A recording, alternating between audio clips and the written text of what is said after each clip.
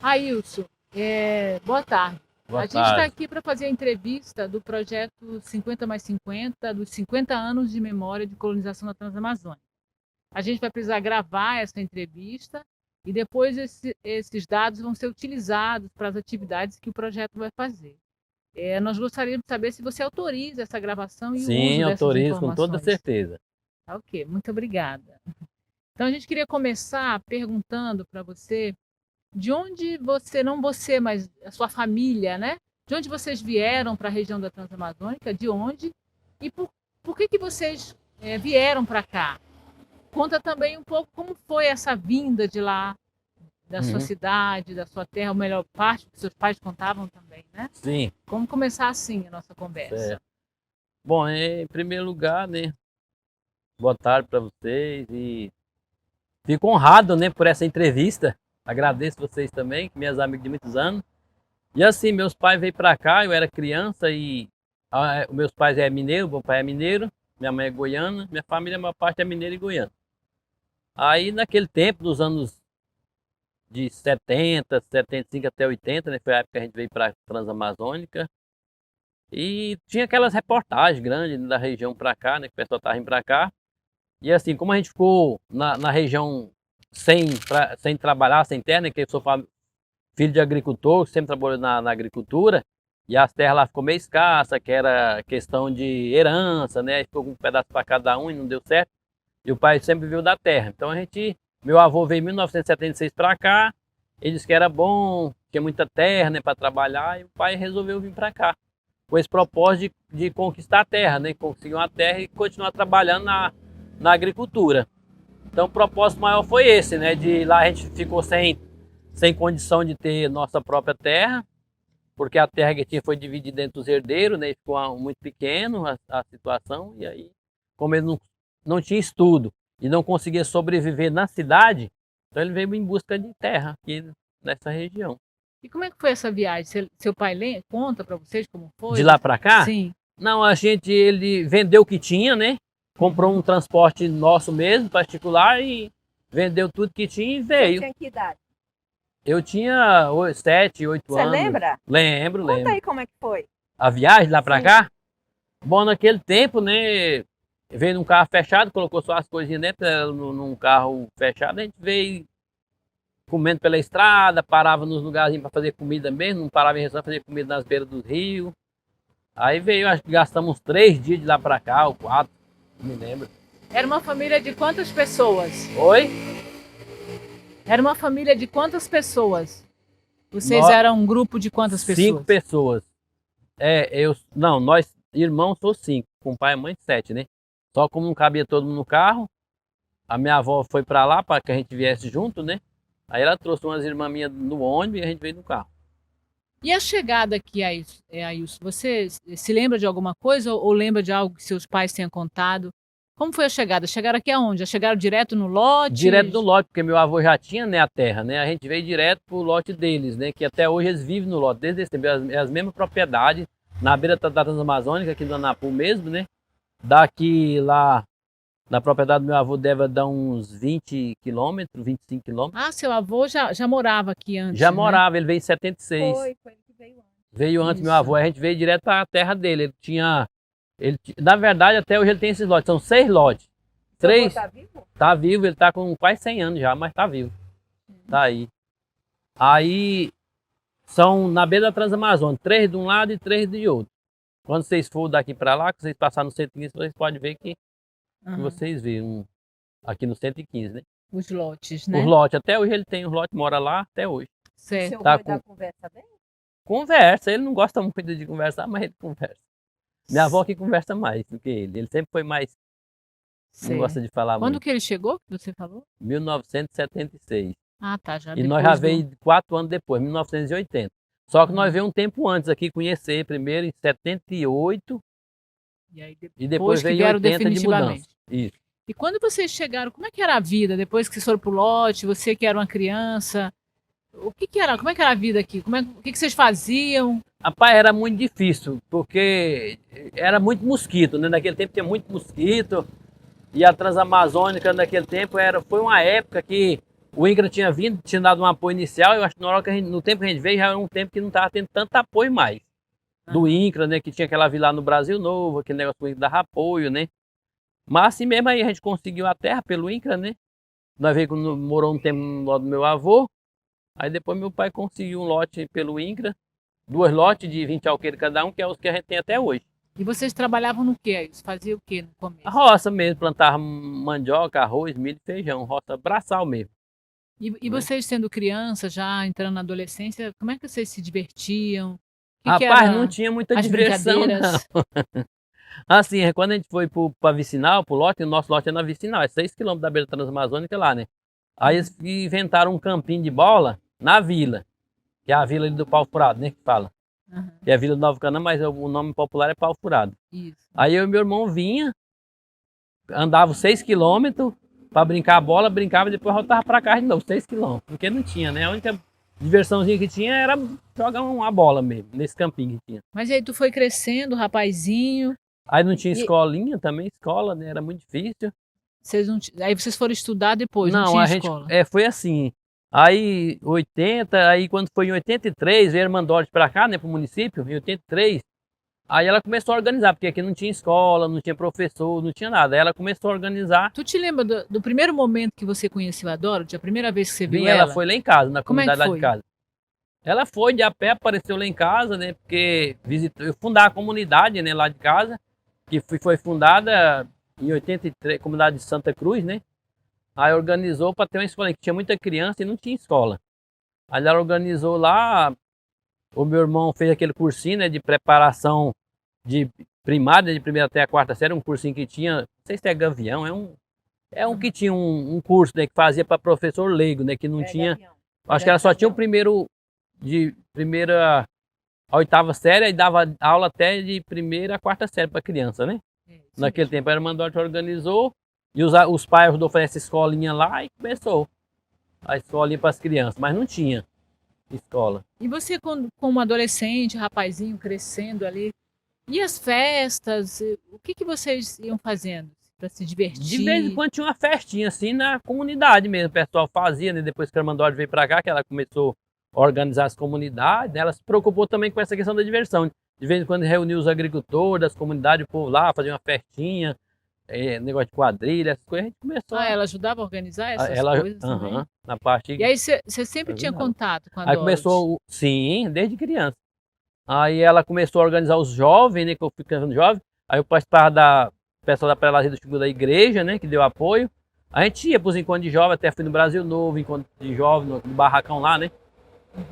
Aí eu ia, participar do grupo de jovens na Betânia, tinha os encontros do município, aí a gente ia para fora e comecei assim, se enganjar nessa parte da juventude através da igreja. E como é que foi para você sair para estudar? Bom, para mim sair para mim estudar, primeiro, né, a Armandorte conseguiu esse curso que era para professor, que a gente fazia no período de férias. Os professores vinham de Belém, davam aula no período de férias, né, de janeiro. Hã? Não era Gavião, não. Gavião Era foi outro depois de 90. do CTRH lá de Belém, era outro curso que eu fiz. Aí os professores vinham de Belém, davam aula no período de férias no início do ano e no meio do ano e no final do ano, né?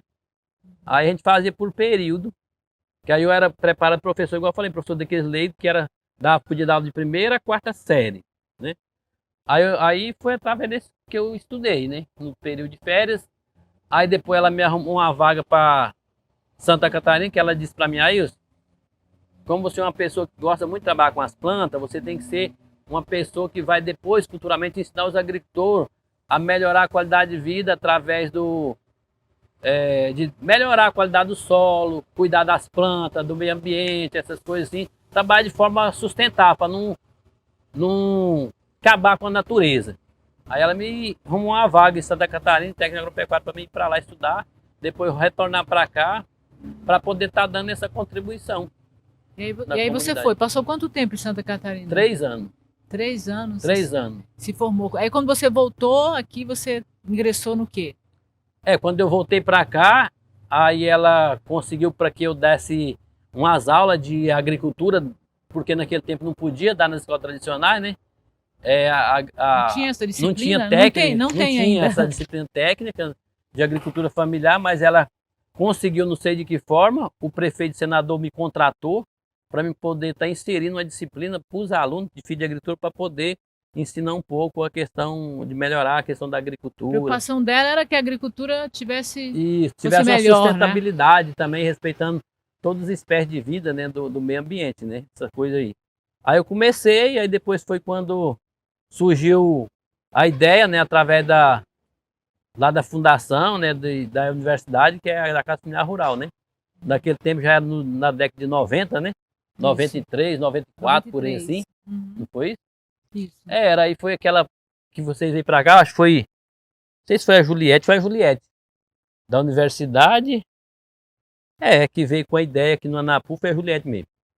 Fez uma reunião lá no Centro Nazaré, falando sobre a Casa Familiar Rural, conversou comigo, Era o pessoal do que tinha Laet, feito junto com a fundação pessoal do Laet, né, que era conveniado com a FVPP e a do FPA. universidade. Uhum.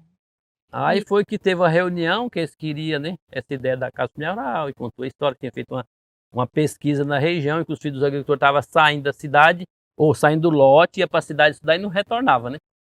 Estava tendo muito êxito E rural. essa experiência da casa, Ailson? O que você lembra assim, de interessante disso que você gostaria de partilhar com a gente? Olha, eu acho que uma das coisas mais interessantes que eu acho da Casa Familiar Rural, né, foi essa ideia, né, que deu uma melhorada muito grande na nossa região, alavancou principalmente a forma de trabalhar a agricultura com os jovens da roça, que teve outra visão de melhoria através da formação e da agricultura familiar, né? Teve esse amplo aspecto nesse sentido de ter uma renda melhorada através do estudo e a técnica no lote, não saindo e depois ficava para lá, né? Que geralmente é o que estava acontecendo. E também a experiência para mim foi uma das melhores experiências que eu já tive na vida até hoje, né? De ter trabalhado essa experiência da Casa Familiar Rural na região, né? E o que isso acrescentou na sua... Você continua sendo um agricultor, né? Continuo sendo agricultor. O que Isso. isso contribuiu contigo? Olha, contribuiu não só na minha vida pessoal, como profissional e como conhecimento também, né? De, por exemplo, na Casa Familiar Rural a gente teve muita oportunidade de crescer a questão do conhecimento, de trocar ideia com os outros profissionais, de ver a vida de forma diferente como profissional e como também a gente poder estar contribuindo com a sociedade, o conhecimento que a gente teve a oportunidade de ter, repassando para as pessoas e ao mesmo tempo também ganhando com isso, né?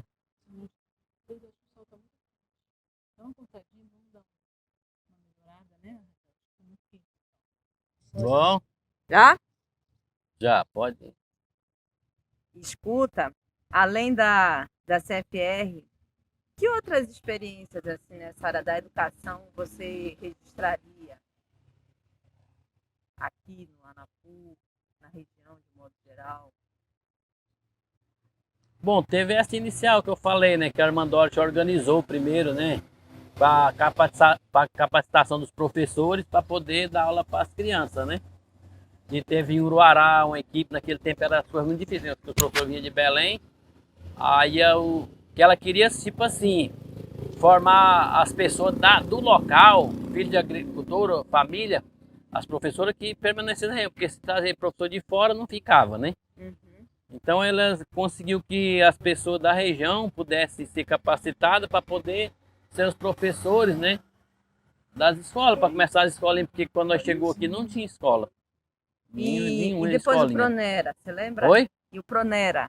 Ah, pois é, teve do Pronera também, né? Foi muito bom, é uma experiência que realmente valeu muito na nossa região do Pronera também. O que Já- você lembra do Pronera? Que já veio depois, né?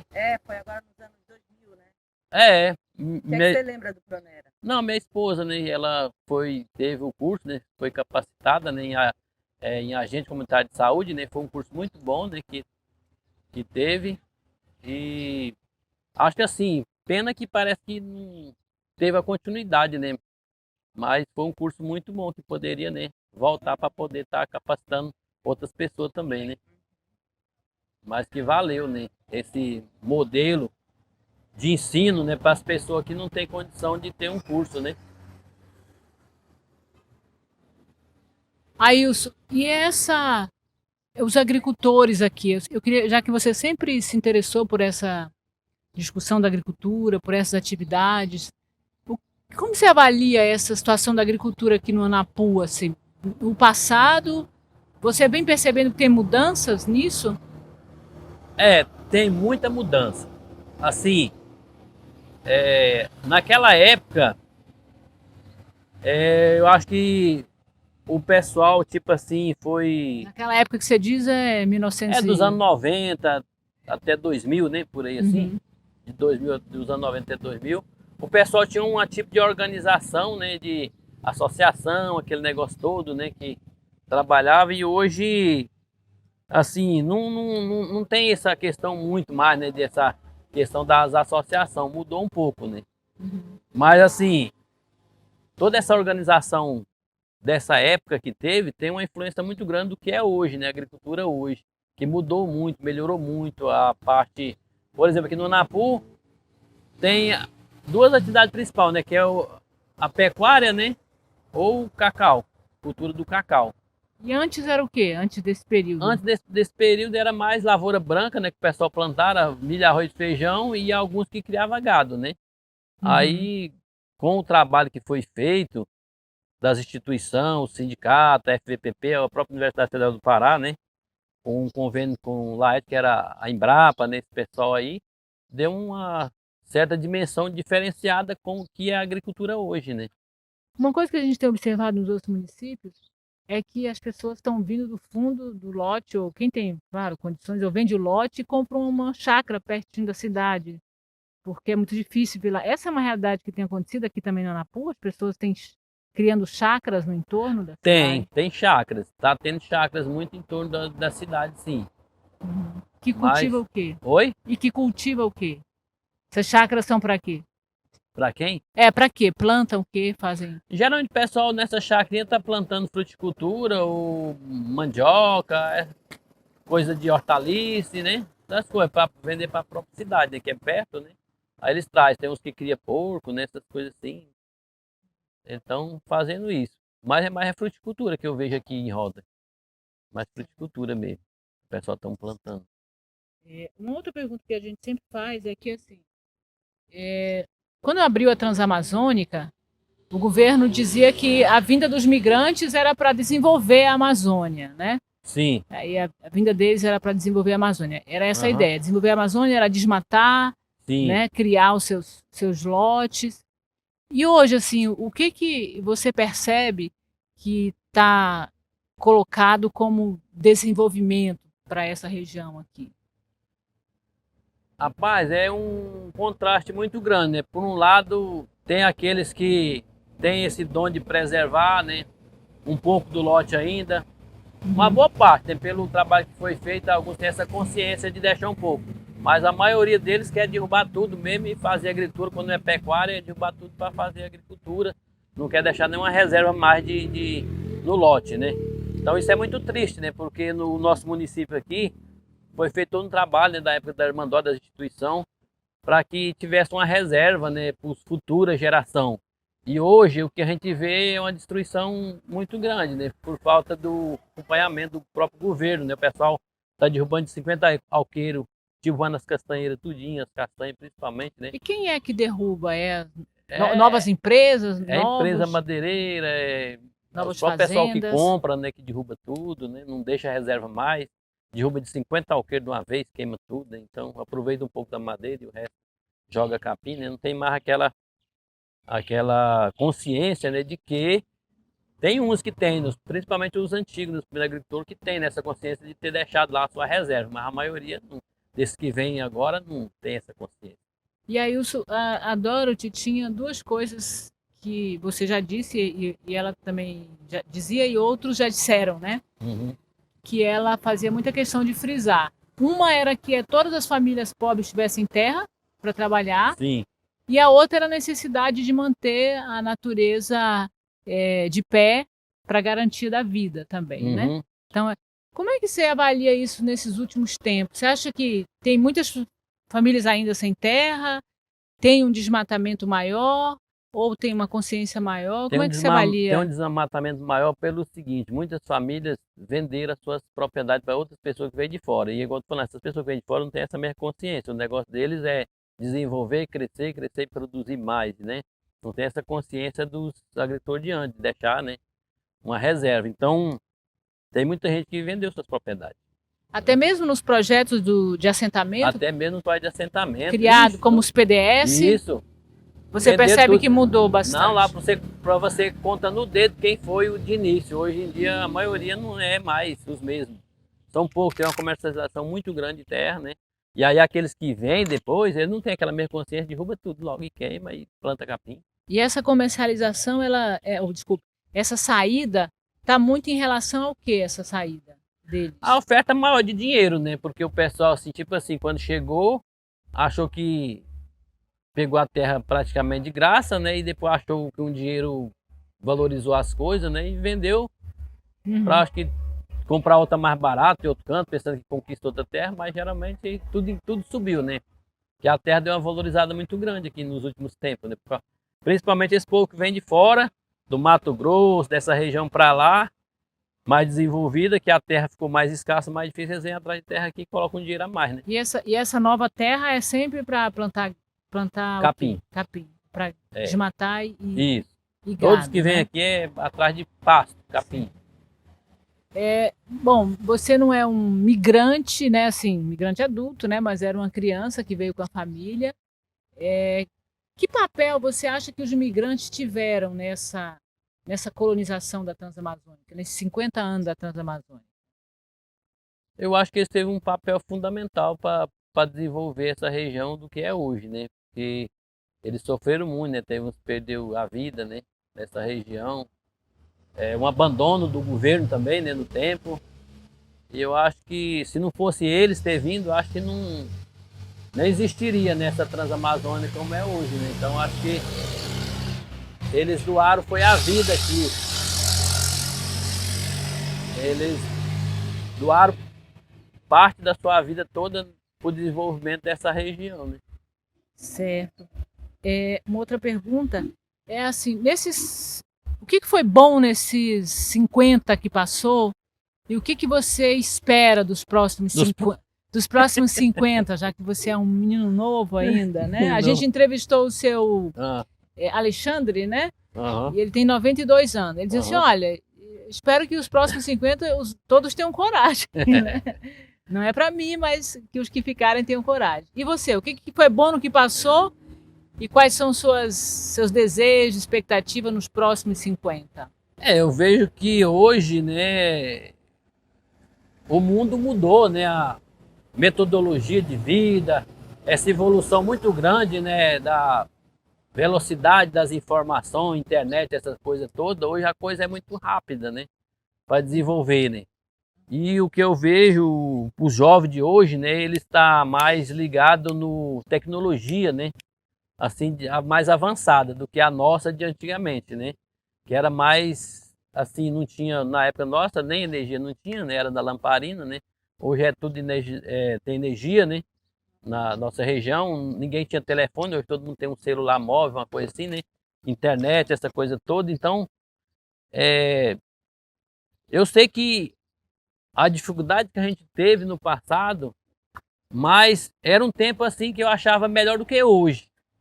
Porque junto com o desenvolvimento veio muita questão hoje aqui no município, muita coisa errada, entendeu? O que, por exemplo? Assim, muita bandidagem, entendeu? A gente na época a gente era tranquilo, não tinha ladrão, não tinha essas coisas que vem hoje, porque aqui no Anapu agora mesmo diz que chegou 200 homens para trabalhar aqui. Então, junto com esse povo que vem ladrão, vem bandido, vem tudo que não presta, E para né? trabalhar no quê? A gente passou ali, o hotel tá fechado, né? Nem hospeda. Pois é, mas porque tá tudo alugado para empresa, né, que tá vindo para aí. Tem essa empresa do Leão, né, que veio, e tem uma outra empresa aqui que vai fazer mineração, né? Não sei se é a Vale do Risoto, a Pelução, uma coisa assim. Então, uma boa parte desses hotéis tá tudo alugado para essas empresas já aqui no Anapu. Certo. Então, assim, eu acho que não sei se vai ser um futuro bom, se vai ser mais difícil, né, do que a gente passou. Mas em termos de toda essa coisa, né, eu acho que a dificuldade maior que eu vejo é nesse sentido, né, de muita bandidagem na região. Antigamente não tinha, a gente não via isso aqui, né, igual a gente vê hoje, né, muito diferente. O senhor não pode estar saindo de casa de noite. Antigamente você ficava aí a noite todinha sem nenhum perigo. Então hoje em dia você já tem que ter mais cuidado, né? E em termos da agricultura, a agricultura familiar, é tipo assim, quem teve aquela tradição da agricultura familiar continua desenvolvendo e indo para frente. E tem aqueles outros que querem mesmo trabalhar só agricultura comercial mesmo, né? Comercial, ou bovino, ou agricultura, mas tipo assim, quer a grande produção, né, de soja, transgênico, milho, essa coisa, né? Pelo alto valor que está hoje de mercado, né? As coisas. Um saco de milho aqui no Anapu é R$ 100. E você, nos próximos 50, o que você ainda deseja fazer? Nos próximos 50 anos, É, olha, tá assim, eu continuo fazendo meu trabalho aqui, né? Eu estou dando aula também, eu dou aula para 2 turmas hoje, treinando os jovens, né? Tentando passar o que eu aprendi, passar para os jovens, entendeu? Tem 2 turmas hoje, tem um técnico em veterinária que eu estou trabalhando, tem 30 alunos, e tem mais 25 técnicos de segurança no trabalho. Então, o que eu puder passar de conhecimento bom que eu tive na vida, eu estou tentando ajudar esses jovens, entendeu? Do município, na forma de trabalhar do jeito que a gente aprendeu, da forma da sustentabilidade do ecossistema, da forma correta de trabalhar para que esse futuro de 50 anos seja melhor. Né? Porque quando a gente não tem conhecimento, a gente faz muita coisa errada. E quando você tem o conhecimento, você procura cada vez trabalhar de forma correta e melhorar a condição de vida e respeitando todas as formas de vida, conforme a gente aprendeu com o Armandori, com as pessoas, né, que a gente aprendeu na vida. quando você era adolescente, jovem, você teve que sair daqui para estudar, né? Se você Isso. quisesse ter um ensino médio. Uhum. Você vê que você acha que hoje tem mais facilidade de fazer o ensino médio superior aqui no Anapu? Tem mudanças? Assim, uma das coisas que eu vejo não é que tenha facilidade, mas assim, ficou muito virtual, né? Assim, as pessoas para estudar hoje não é igual aquele tempo que a gente tinha um conhecimento mais de contato com o professor, tinha a questão das práticas melhorada. Então hoje, os jovens que saem hoje que estão estudando, tem muitos que faz online, não tem as práticas, eu acho que não tem muito, se não acaba que não tem muita experiência, né? Mas só que, por exemplo, minha filha terminou a faculdade, né? Meu filho está terminando em faculdade. A minha filha fez faculdade particular, né, em Santarém, e o meu menino fez na federal, mas não está muito fácil de conseguir. Da forma que hoje eu gastei muito, tive que trabalhar muito para gastar muito dinheiro para poder ele se formar. Então não está fácil, não. Tá fácil assim porque hoje tem muita instituição que treina, tem os cursos, né? Mas é virtual, né? Não é aquele conhecimento que a gente teve de aula mesmo, de aprender e aprender as coisas, né? Práticas, né? Hoje em dia o ensino se tornou assim. Por exemplo, os jovens que eu trabalho hoje, eles têm aula presencial de 15 dias e o resto estuda em casa mesmo, da onde tiver. Mas, tipo assim, eles não aprendem muito. Não aprendem muito. Tem aquela noção das coisas, mas não tem a prática, né? De fazer as coisas. Então, a maioria dos profissionais hoje que saem, mesmo da universidade, que vai trabalhar numa empresa, que a empresa quer um profissional qualificado, não acha. Não acha aqui no Anapu. A empresa quer um profissional, mas não acha o profissional qualificado do jeito que ele quer com os objetivos da empresa. Não tem. Eles não acham. Os jovens que hoje saem da Casa Familiar Rural, tem uns que estão na área trabalhando, mas a maior parte não está desenvolvendo trabalho. Bom, Ailson, era esse o nosso roteiro dessa conversa com você, né? Para ouvir um pouco essa sua perspectiva, sua história também. Enfim, se a professora Raquel não tiver outra pergunta.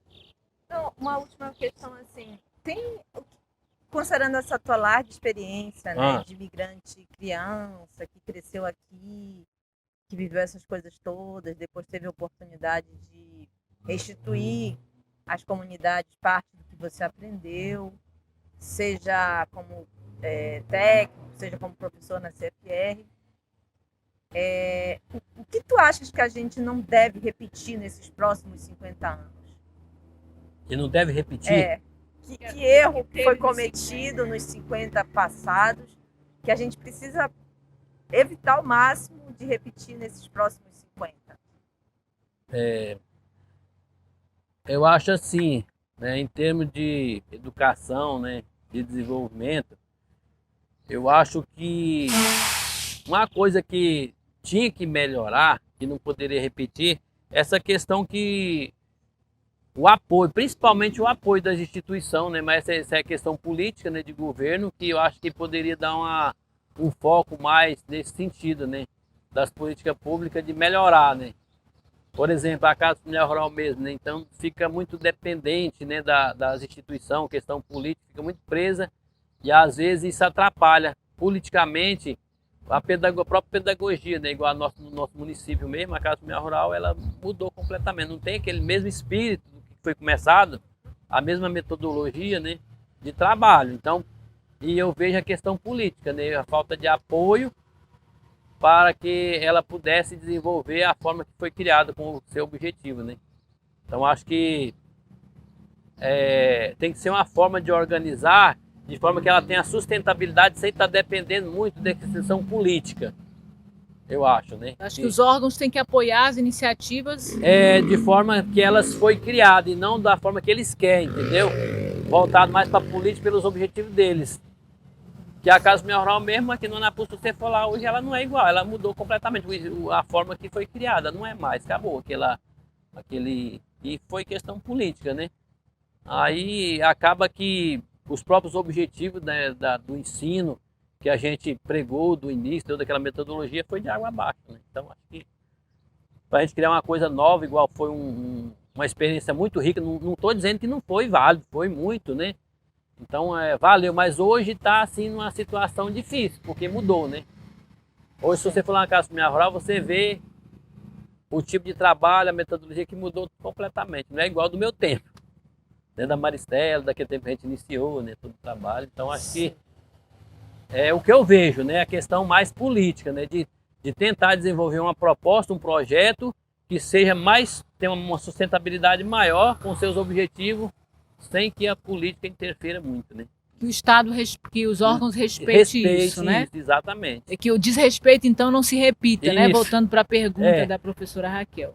É claro que o erro não foi cometido pelas instituições, mas a entidade que foi criada, mas para o próprio político, né? Que os órgãos que coordenam, né? Que depois isso Tá certo.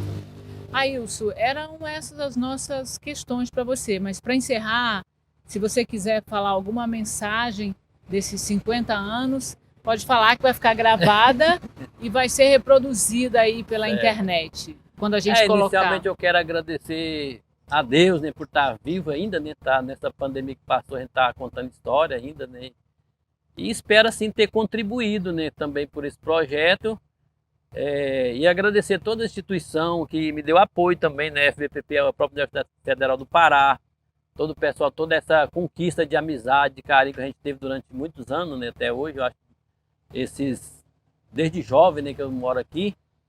E a mensagem que eu deixo é que a gente possa continuar contribuindo para que cada vez a gente possa melhorar a nossa região no espírito da Irmã Dorothy, né, que sempre colocou para nós que respeitar todas as formas de vida, porque quando a gente respeita as formas de vida, a gente está contribuindo para o desenvolvimento sustentável da nossa região e dando condições para que a gente também continue vivendo e as futuras gerações.